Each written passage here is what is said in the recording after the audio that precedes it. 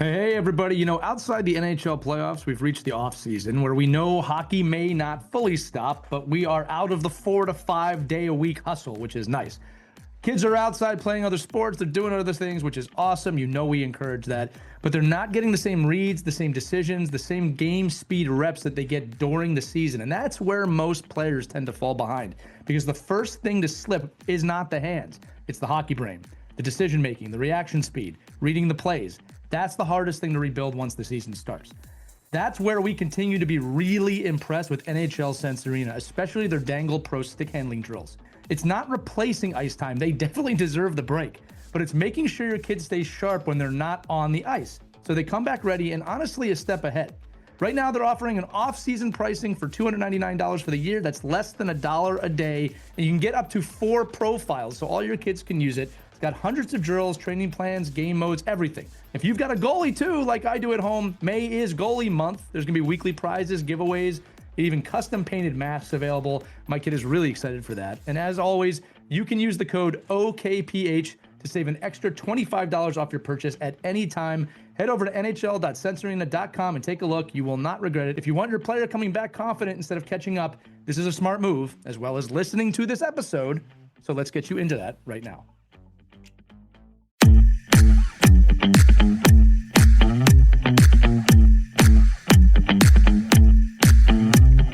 Hello, hockey friends and families around the world, and welcome back to another edition of Our Kids Play Hockey. This is going to be a dual mailbag episode with some extra topics. Let me tell you right away, my favorite people in the world are here with me, Mike Benelli and Christy Cascio Burns, to talk about an email that we got, a very interesting email that we got. Again, it's going to spawn an answer to the question in the email.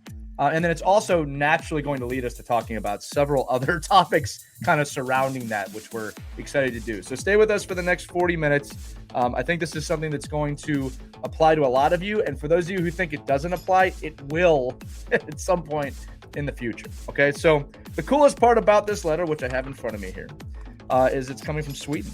So we always talk about our international audience. We've gotten an email here from Sweden. The three of us all got a little giddy when we said that. As always, the names have been removed to protect the innocent. But let me read this to you now to get into the episode. Okay. Hello, hockey friends. I like that. Thank you for saying that. I've been a regular listener of your podcast for over 2 years, and I've learned a lot from both you and your guests. Even the early episodes have been incredibly useful. A bit of context. I'm a father of a 12-year-old boy who plays hockey here in Stockholm, Sweden. Like many kids, he dreams of becoming an NHL player. As you know, Swedish hockey development is different from the U.S. No tryouts or selections until around the age of 15 or 16, and kids are encouraged to stay with their original team while focusing on skating and having fun. We followed that path for 8 years before switching teams this season. My son plays at a level somewhere between strong AA and low AAA, but we won't label teams here that way.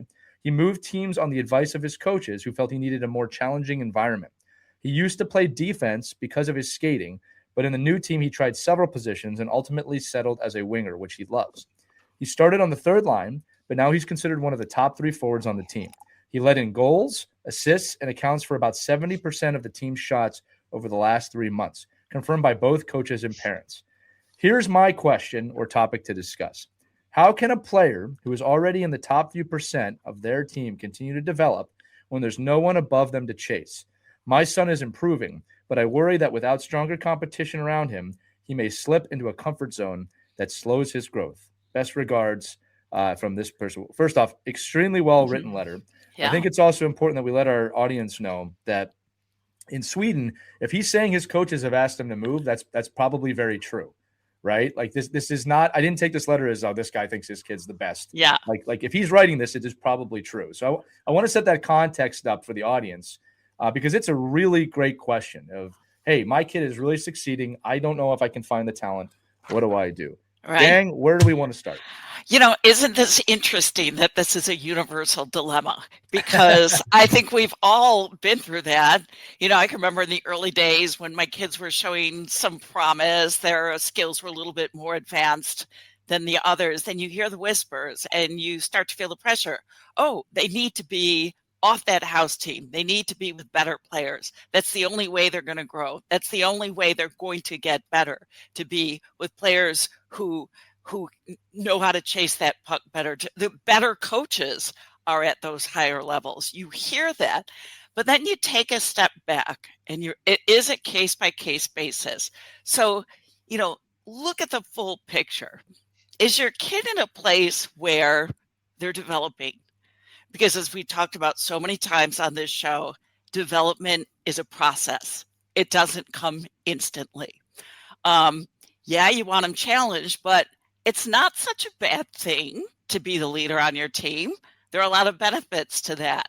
You're gaining confidence, more puck touches. You also can be a leader on that team, and kids around you can help elevate them. So I think you really have to carefully weigh what is the best placement for your kid where they're going to develop. Development is the key. What say you, Mike?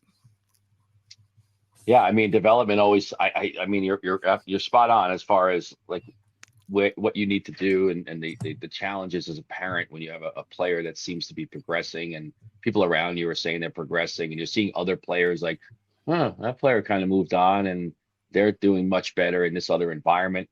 But I think, let's stick with I like the fact that he gave the age, right? Because I think and Sweden is a much different society as well as Finland and Norway and some of the other countries that are have to be in these different models because like we've talked about in the past, Matt Dumichel was a great person to reference, and in the size of the organizations and the way they run their development. But like this is what we call back, this is like the Minnesota model. Like this is the model of community-based programming. Yes, your kid might play out of their group, but there's so many other attributes that come to play. And I think, Christy, one of the things I think that's a little different in these Scandinavian countries and Europe is that their best coaches aren't necessarily coaching the top teams. Right. They really value their best coaches coaching their beginner players, right? Wow. So I doubt that he's not getting good coaching. Okay. So I think no matter where he's at, I bet you he's getting a certified, educated coach. I think, but the point of a 12-year-old boy is a 12-year-old boy. Sure. You have to gaining confidence, gaining a little swagger, being the big fish in the small pond at this age. Right. There's really nothing wrong with that because the ultimate goal, like we've said this a million times, is to get him to be a 13-year-old phenom player. Right. So at the end of the day, I don't think it doesn't sound like he's bored. Right. It doesn't sound like he's the best player on the team. He's progressing. So how do you keep progress happening? Hopefully great coaches identify that. Yeah. Hopefully he identifies that he's a better player and he can do different things and improve other parts of his game that maybe he wouldn't get to do if he was the lowest level player on the team. Yes. And I think I use the example a lot with parents, especially more in the 8 and 9-year-old, because that's where you see a big gap, right? In some of the kids is that you can't. The old adage used to be the best, you got to play against the best. Right. I've heard that so many times. And the problem is if you never get to touch the puck or play, it doesn't matter if you're playing the best because you're not going to get to touch the best. Yeah. Like they're like, oh, you can't get better unless you're with the best players. Right. That is more true at 22 years old Right. than it is at 11, 10, 11, 12 years old. But, right. And you think about the brain of the 11, 12-year-old. If they're out there scoring goals, their brain is saying, oh, wow, I can score goals. I like scoring. Yeah. I like it. Yeah, exactly. Right. Yeah. And if the player's not bored, again, I'll just use one example. I'll just use one story growing up. We had a kid on our team. He probably doesn't mind me saying who he is, but his nickname was Magic Burke. And Magic Burke was so good. He used to skate down full ice hockey, 9 years old, 10 years old, whatever it was.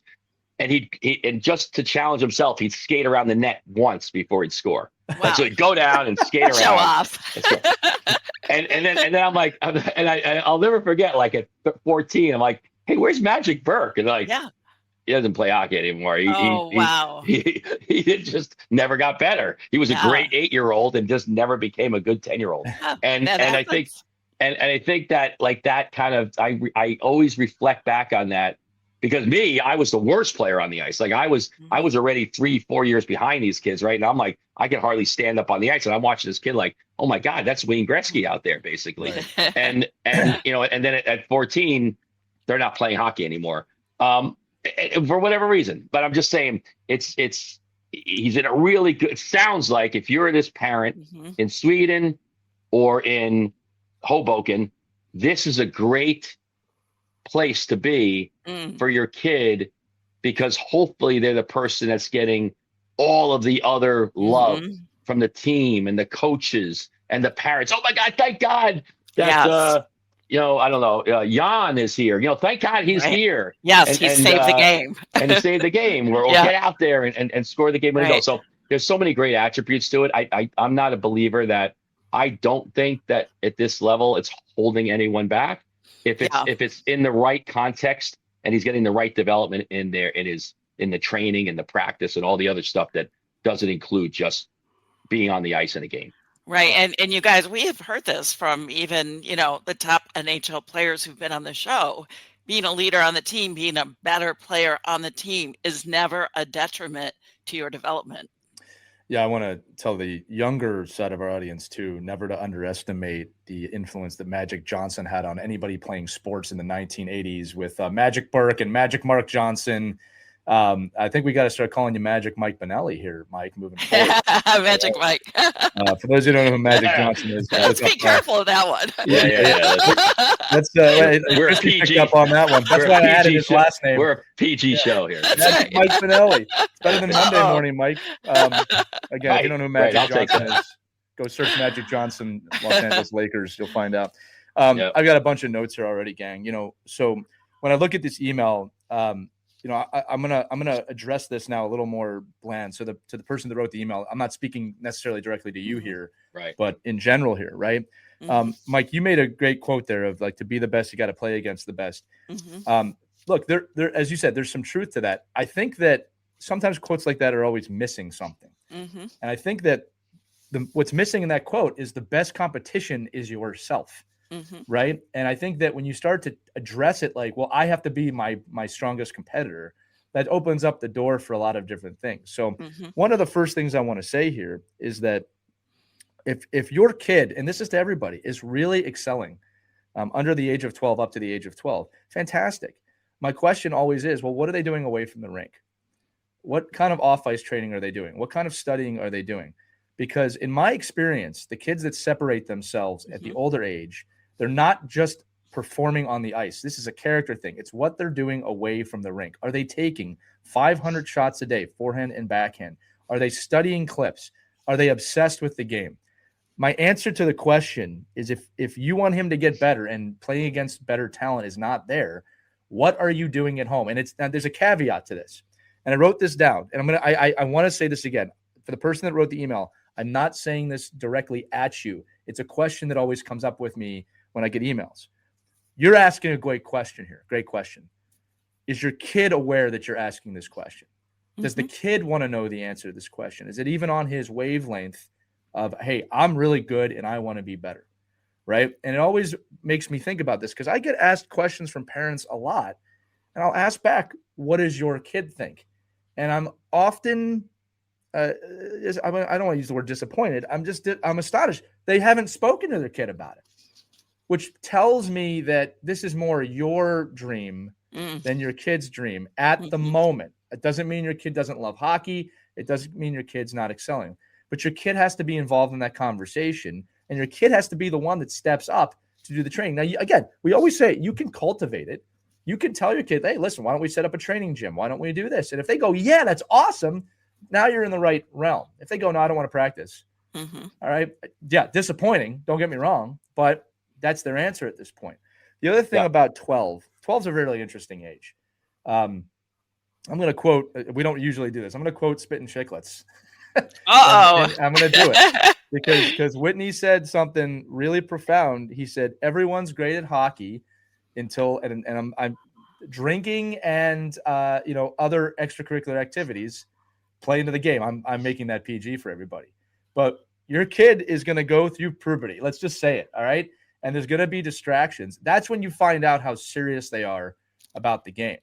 And I think if you rush a 12-year-old into that environment, there are some benefits, but there are some real problems that can come with that. So I always say, what is your kid doing away from the rink? A 12-year-old, you got to meet them where they're 12. And to the person who wrote this email, I sincerely hope, and I believe actually, your kid is the kid that's working away from the rink. There are so many videos, and I'm gonna use this example of Connor McDavid, of Sidney Crosby, at young ages, just training away from the rink. There are especially Connor McDavid, just videos of him at 12, 13, 14, training and training and training and training. And him talking about how he loves to train. He doesn't understand how other kids play video games when they could be training. That's the mindset that makes him who he is. It's not just his talent. All right. And again, I'm using myself. I loved training. I mean, I created an off-ice training company. That's what I do for a living because I loved training so much. Right. But I wanted to do that. It wasn't my dad or my mom that wanted me to do that. All right. So I wrote those things down. And then the last thing I wrote here before I throw it back to the group here is, this is a resource question. It's like, what are the resources that I have to make my hockey skills better, to make my hockey experience better? And look, I'm going to quote Tony Robbins now, right? It's a quote show. It's not about your resources. It's about being resourceful. You have to create a lot of these opportunities. So find ways off the ice to help your kid develop, whether it's in the gym, whether it's using off-ice training, whether it's studying the game, whether you can find coaches in addition to your current coaches to help you out. If you do not have the ability to move up. But I'd also say in closing here that, FOMO is a really real thing. And Kristen, you said it at the top, everyone feels it around the globe. Oh yeah. Like your kid's excelling, your kid's getting better. That's what I took away from the email. Don't feel like, oh, I have to do these things so he's gonna to make it. Yeah. You don't want to rush the process. You don't want to rush development. And you think about it, when your kid is scoring goals, blocking shots, being really successful on a team, isn't that a self-motivator? Yes. Now, so if you move them into a more competitive environment, are they going to lose that motivation? Are they going to lose confidence? Are you going to miss out on developing that complete player? Right. I think you have to be careful about switching and rushing the process. Right. You never want to rush the process. As we've talked about so many times before, it's not a race, it's a marathon. It is. And it takes time to get there. But It's really easy for parents to fall into the trap of, I got to hurry up. I got to push that development along. Don't push it. Christy, I'm going to say this too. And Mike and I know this. This sounds harsh. I don't mean it to sound harsh. Right. If your kid is that good, they will be plucked by your national program. Oh, yeah. All right. And I see this in the U.S. all the time. A kid is putting up 100 goals in 20 games at a young age. They are being seen. All right. And I don't mean 6 years old, by the way. All right. Right. They'll be plucked. You'll be found if you're having that kind of profound scoring. And I always say, if that doesn't happen, that's okay. There are plenty. Look, Connor Hellebuck, let's talk about him, right? Never played anywhere, right? Until, he was a double-A player. USA hockey gold medal and goalie. His path was very unique. And they said it, I never played AAA, right? I just worked hard and I got there. Again, it's a goaltender, but he was plucked at some point because of how he was working. It wasn't because he played for a AAA team. And there's more than one story like that, believe it or not. Mike, I'd love your thoughts on that too. That the top talent gets plucked. Plus, he's a monster. I mean, the guy's a monster. He's a monster. He's got the genetic side. Yeah, he is a genetic side. Everybody's over there like, oh, nobody knows who this kid is. I love it. Keep stopping pucks. Keep playing on the negative 18. Yeah, right. And when are you going to be? Let me see your parents. I think so. I think there's so many nuances to this conversation only because of the environment we're getting the question from, because it really is a different environment. Like this sounds like this player in New England would have been probably moved to 4 different teams by now, like in from 9, 10, 11 years old, because of the hopping around. So it's almost like this is what I see, right? I see a kid that comes from an A program or a AA program, and in 3 years they get so good they want to go to the next level, like the greener grass. And my first initial question usually is, well, how did you get that good? Like, why are you breaking the development model you're in because now you think you've outlasted the development model? Maybe the reason why you are this good is because of the model you're in. And I think that's where in Europe we see this, right? Is that the model they're in is the best model for the kids, and they know, and the coaches know. It sounds like they've gotten a handle on this. They know that kids ebb and flow in age groups, and all you're doing is really tweaking that kid to go, okay, he's not going to a different country to play hockey. He's just going to a different team that is allowing him to play with the same level or equivalent players in his group. And I think we in our region rush that. We rush it so much earlier, but we also have it in a way where you don't have, like in Sweden and Norway, Finland, they have one or two options. Like where I live, there's 17 options, and everyone's selling you the same option. So in different parts of the world, it's like, oh, okay, you're better now. You're going to go to this team, and then you go back to this team, then you go to this team, then back to this team, or you progress, like Lee's talking about. Then at some point, the national program sees you, and you're showcased in that way. Here, some kids don't even get seen because they've gone to 6 different teams in 6 years, so they've never really gotten a foothold on development. Although they're better than the kids in their age group, there becomes a ceiling that you can't go through because that development ceases to exist anymore. I'm going to throw like a little monkey wrench into this too. Mike, these are great points. And again, I want to say what you said again. Different countries have much different development models, right? Like so if you're in America or Canada right now, drastically different, right? But here's a little monkey wrench. I talked about being resourceful, right? I'm looking back at my own development and the process that I had to do. One of the things that I did that had massive impacts on my ability, and again, I don't know if they have this in Sweden, but I would go to open hockey sessions with the adults, all right? As young as, I think, 12 or 13 years old. I really mean that. And when I got out there, I was playing with men. I was playing with adults.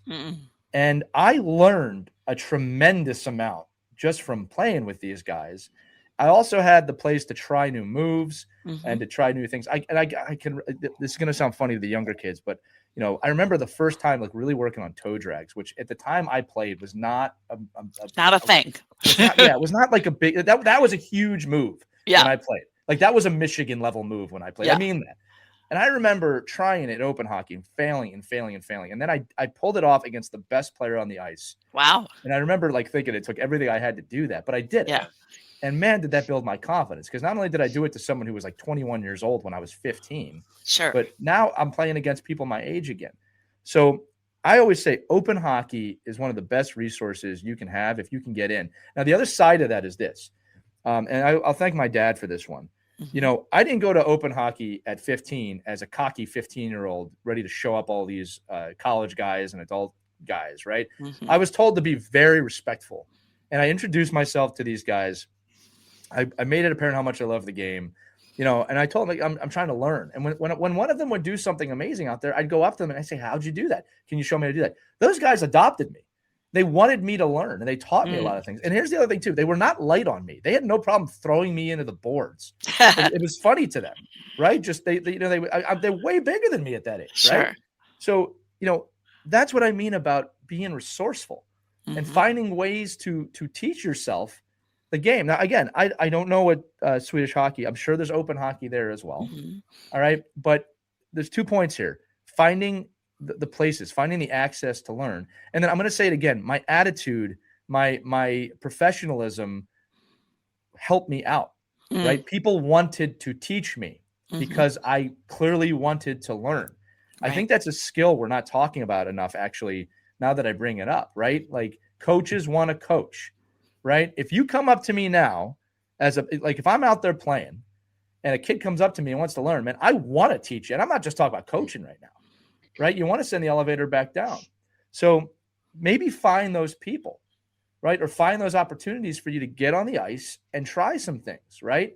Because that's a really safe environment. Now, the caveat to this, right, Christy, this is where I know you want to talk about this, is that I think there's a lot of people that go, well, what about just playing up to the next age? Yes, right. My kid's 12. Maybe he should be playing 16U. There's a lot of thoughts on that. because here's the thing, that's not a definite no. All right. Right. It's also not a definite yes. Right. So Carefully weigh this one, because let's talk yeah, about this. yeah, Moving up, like 9-year-old to 11-year-old, there's differences on many levels, sizes, the physicality of the game. It's a physical game. right. Is your kid going to be able to withstand the physical advancement of that game emotionally, mentally? I mean, he's going to be with older kids. That's another factor. Are they mature enough? You have to really carefully weigh playing up, because playing up is not always all that it's cracked up to be. You might feel a sense of pride. Oh, look at my 9-year-old. He's playing with a bunch of 12-year-olds. Okay. But is he an impact player? Maybe at age 9, with kids his own age, he can be an impact player, but you move him up, all of a sudden he's not. Right. He's a follower. He's not a leader. And that could maybe set them back developmentally. I think you have to be careful.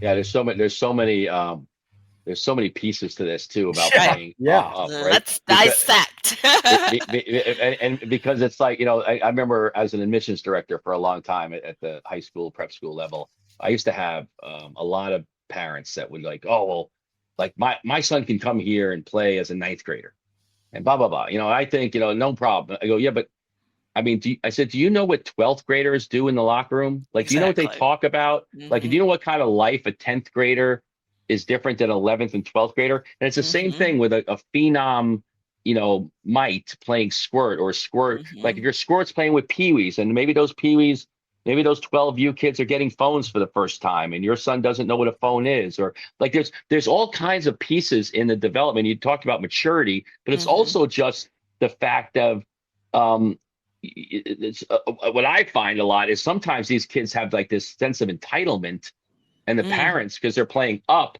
and me as an organizer with boards and trying to make these policies, I'm always I fall on the side of, if a parent is threatening you to play up or they're going to leave, then have them leave. That's how I look at it. I'm like, because they're going to leave anyway. Because you're never going to be good. Like, if that's the threat, or the question might be, hey, what are you going to do for my 9-year-old right now? Because they're they're the best player on the ice. We feel the only way they're going to develop is to play up. And then I can rebut with that is well, okay, what about if we did these 9 things? Like maybe this is how you get your player better. And Lee alluded to it earlier. It can't just be about the 60 minutes between the boards. There's all other aspects of development that can happen for your kid. And within your own age group, you can build those pieces out. Is it challenging? Is it hard? Yes, it is. Yeah. And is it easy to say, oh, best player, move them up? It is easy. But there's so many parts, especially in small organizations, right? You move that kid up, and now you just took a roster spot from a kid you're not getting back later. And then all of a sudden, now the next year you go, oh, we thought we had 12 kids, now we only have 11. And those 2 kids are leaving anyway. Now you don't have a team at 12. Like, so it's all these things that like program directors need to look at. But I think from the pure standpoint of watching a player, and I will say this with a lot of confidence, I probably had thousands of these conversations because of all the programs I've been with. There's always a big percentage of kids that want to play up. Yeah. Right. Especially when 8U hockey came around, where the American development model started mandating cross ice hockey. All these little 8-year-old parents want their kids to play up because they need them to play full ice. And the only way to get to full ice is to play a year up. And so we would have all these conversations about the development, and more times than not, that player that demanded something from that piece were players that weren't with you anyway the next year. So if you're an organizer or a parent or somebody that's running a team, don't fall for it. And if you're a parent that thinks your player has to play up, maybe do your parent checklist and do your pros and cons, like Christy said, and say, okay, pros, he gets to play above his weight. Cons, the kids in the locker room are not going to like him because he's a little kid that just took their friend's spot and he thinks he's hot crap. Exactly. So just be aware of those dynamics and what different age groups have in relation to how they're treated. Because that's your responsibility as a parent too, to put them in a good place in the locker room where everybody feels not that they're equal, right? But that everybody feels respected in that environment and safe and and that you can trust that your main goal is that the player performs well, gets better, and has a good good relationships within the team. All right, let's do this. Let's put it on the record and let's be clear. Mike Lee, true or false? A younger player has to advance in order to get better. Lee? What do you mean by advance? True or false? No, but what do you mean? When you say advance, what do you mean? I want to clarify that. Has to get moved up a level? Yeah, moved up a level. True or false? Younger player has to be moved up in order to get better. True or false? No, that's false. False. It's a myth. Myth. Just making sure I was on the same page. We are Mythbusters on this show. We're doing Mythbusters today. We're using everybody else's. We're using everybody else's platforms today. Yeah, it's I think you're right. It's a myth. Are there exceptions? Like everything else, there always are exceptions. But for the most part, an 8-year-old that wants to play up, and the reason is because they need a challenge. I buy that very, very little. There are kids, no doubt about it, that they probably you could make a good argument that because of where they are, they're bored playing in that age group. But for the most part, you could find a way around that boredom. Well, look, let's just talk about some of the exceptions, because I think what we're going to find is very few of them have to do with talent, right? They have to do with circumstance. So like I can use one from my team that I just coached this year. The roster was short. Okay. 10U team had a short roster. The MITE program had extra kids. We pulled 2 kids up. All right. But that made a lot of sense, right? It was a necessity. We needed to have players to fulfill our roster. These kids showed the talent that they could maybe hang. We had to coach them up. I have to remind myself that those kids were 7 at 10U. Right. All right. So there's some challenges that come from that from a coaching standpoint that we have to acknowledge. But okay, we needed to fulfill a roster. We have the players at the younger age to do it. That is a discussion worth having. Okay. The discussion was not my daughter's good enough to play on this team. That actually never came up.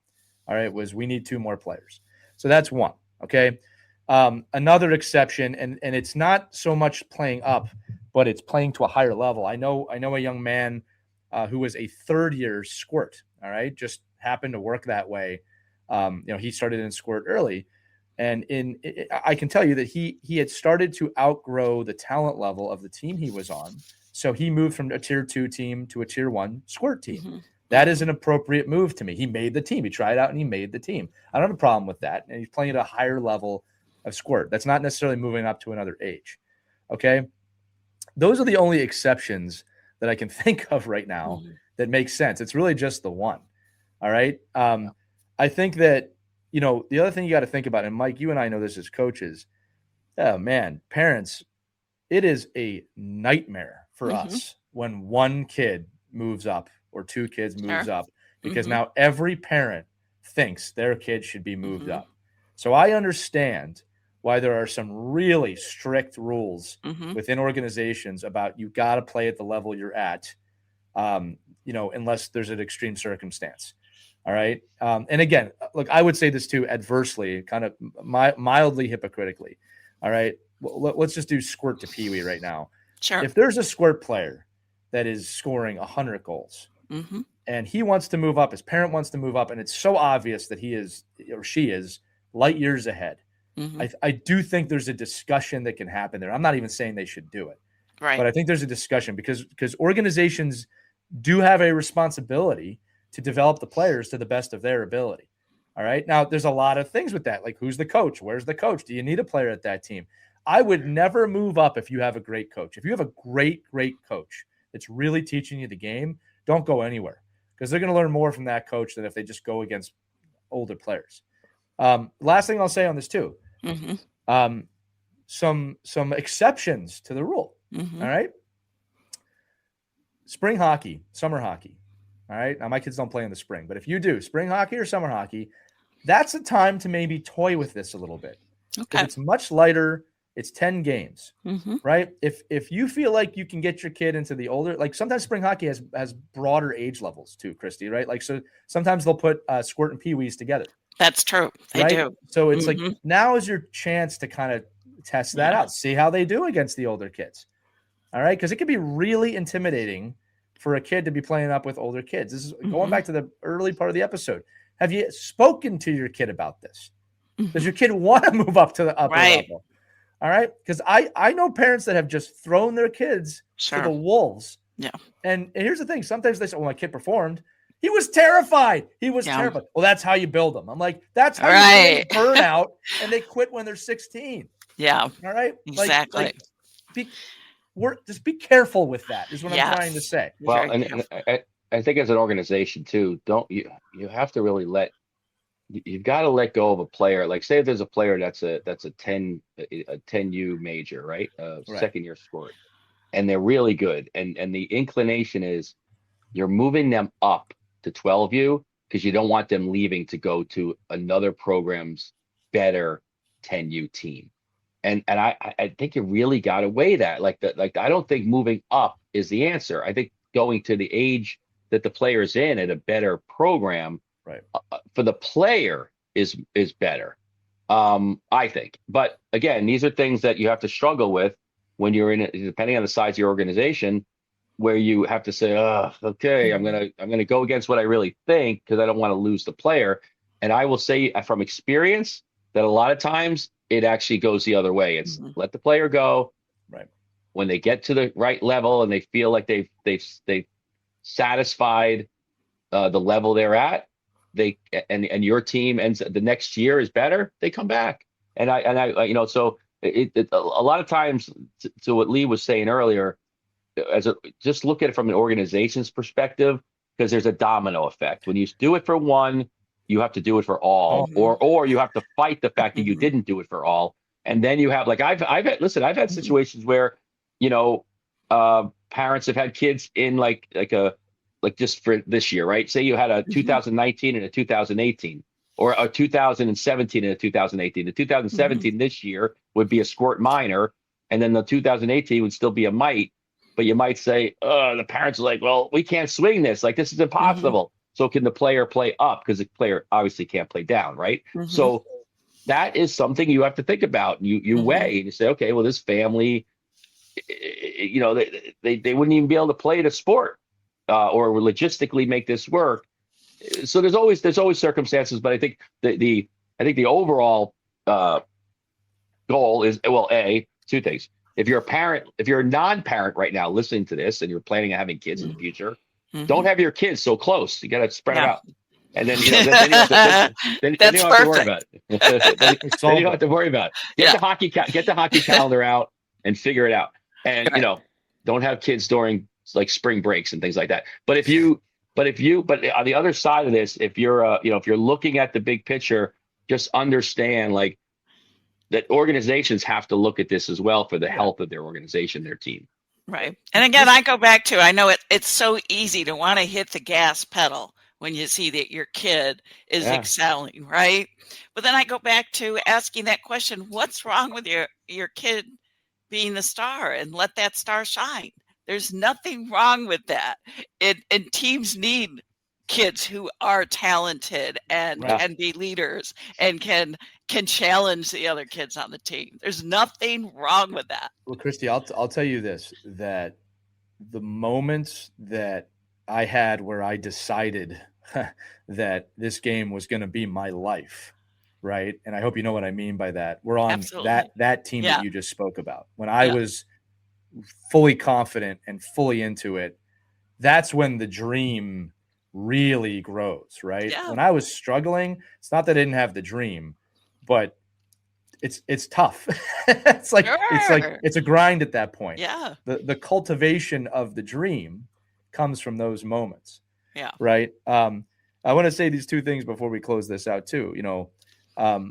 It's a great question from this person. I really hope we've given you some things to think about here, obviously. But this is my promise as a coach, right? And I'm going to say this very, very clearly. If I see a kid that is excelling so much, and I truly believe they are ready to move up to the next age level, I will say something. And I have. And I'm going to tell you all listening, that is insanely rare that I feel that way. Okay? It's insanely rare, because I think your kid needs to develop at the age they are at for a reason. Mm-hmm. Okay. It is so rare. All right. But it's not impossible. All right. And I'm going to echo again what Mike said too. It is very hard for us as coaches to make lots of exceptions because it's a great way for people to leave your organization as well. Yeah. There have to be standards. Mm-hmm. All right. And my hope is if we move a kid up, most people are going to look and be like, oh, yeah, well, that kid had to move up. Mm-hmm. that kid obviously has to move up. Right. Yeah. It's not someone on the fringe. It's not someone on the bubble. It's someone that is so good at that age that, and they have the maturity that we feel that this is going to make sense. And we still may not do it. All right. So just some things to think about, with that. The last thing I want to tap on here before we end this, I always like to bring this up. He wrote early in the letter, like many kids, he dreams of becoming an NHL player. I love that. Yeah. I love that. All right. Those dreams, I always say those dreams are so important. Yeah. I've always said to parents, you do not have to support the dream, but you have to support the right to have a dream. All right. Do not tell your kid you'll never make the NHL. Nobody makes the NHL. There's no point. Don't take the dream away from their kid. We all know the numbers and the chance of that happening. But if you take the dream away, why would they go through anything to struggle and try and be better?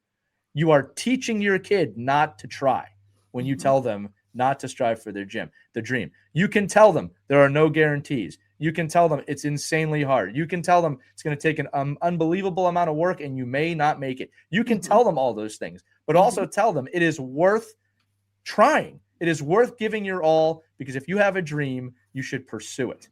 All right. I think the mistake that was made with a whole generation of kids was they were told you can accomplish whatever you want. And that's what they were told. All right. Again, you can pursue to accomplish whatever you want. There's no guarantees, but that's your right to try. You will get so much further trying than if you don't. All right. Christy wanted to be on the news as a young kid. Christy, I am so sure as a young woman, they told you there's no way it's going to happen for you. Right? I did. My guidance counselor said that you will never see this happen because kids from our part of the neck of the woods never got to be television news anchors. That's what we were told. I have walked the streets of Syracuse with Christy, and you cannot do it without someone stopping. Going, are you Christy Casciano on the news? Yeah. Mike, you were told you'll never have a life in hockey. It just motivated me to go chase that dream. Right. Well, I bet you had some support, right, from people telling you to chase it, right? Mike and I were told that there's no future in hockey for you. I was told there's no future. You're never going to do anything in the game. Well, luckily, fortunately, I had parents who really supported me pushing through with that, and I had good people, right? So I just always have to say that, like, good on this guy for saying my kid has a dream to play in the NHL. I love that. All right, he didn't hide that, right? And no one's judging you if your kid doesn't make the NHL. Exactly. Nobody or judges you. Or the PWHL. Yeah, thank you, Christy. Very good point. Wherever you want to be in the Olympics, whatever. All right. Any final thoughts before we close this out? It's been a great episode. Yeah, I do. So every hockey season, you are going to see, late bloomers, early stars, and everything in between. You as a parent need to just step back and look at your kid. Are they happy every time they step on the ice, eager to play hockey, can't wait to play? Then you're on the right path. Trust your gut, trust your child, trust the process, and let them have fun. Yeah, ditto.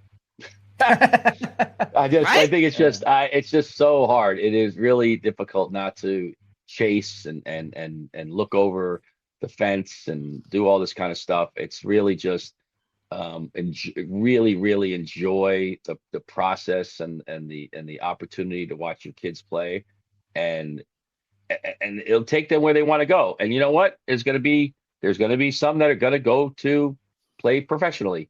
Great. But the bulk of us aren't, and you just got to make sure they're still good people, and they remember that their youth hockey experience and sporting experience was fun, and hopefully they're going to pass that on as well and move on to the next generation of hockey players. So I don't know, it is a very difficult, and especially we're doing this at a really hard time of the year for hockey families and with tryouts and ID skates and everybody pulling the superstars in different directions. Again, to step back, look at the big picture, look at your kid, and I think have a conversation with them as well. Yeah. Well, Well and said. I'll close by saying this. And like I can speak for Mike and I as coaches here. Christy, I'll speak for you as a parent because I know you so well. It is my sincerest goal and responsibility to want your kid to succeed. I take a tremendous amount of pride and put a tremendous amount of time in my coaching because I want your kid to get better. That's Right. always the win for me. So if you have a coach that's doing that, it's dedicated to your kid, and a coach that clearly wants them to get better, you won lottery a bit here, because I can also say that is not, unfortunately, that's not across the board what I just said. All right, there are coaches that only care about winning. Okay, at 8U, which is but laughable. there are less of those. There's very few, and I think there's like Agreed, it's just like the bad apples of parents, right? Not every parent's great. There's a bunch that are that you'd rather not have a conversation with. But I think that was nicely put, Mike. But Magic Mike. Yeah. But for the like to Lee's point, I mean the vast majority of coaches love being out there and working with your kids and want to see you get better. Yeah. And don't forget the few that don't, they are who they are. Christy, we've had many episodes on buyer beware and know what you're getting into before that happens. Find great people that like your kids and want to teach. That's it.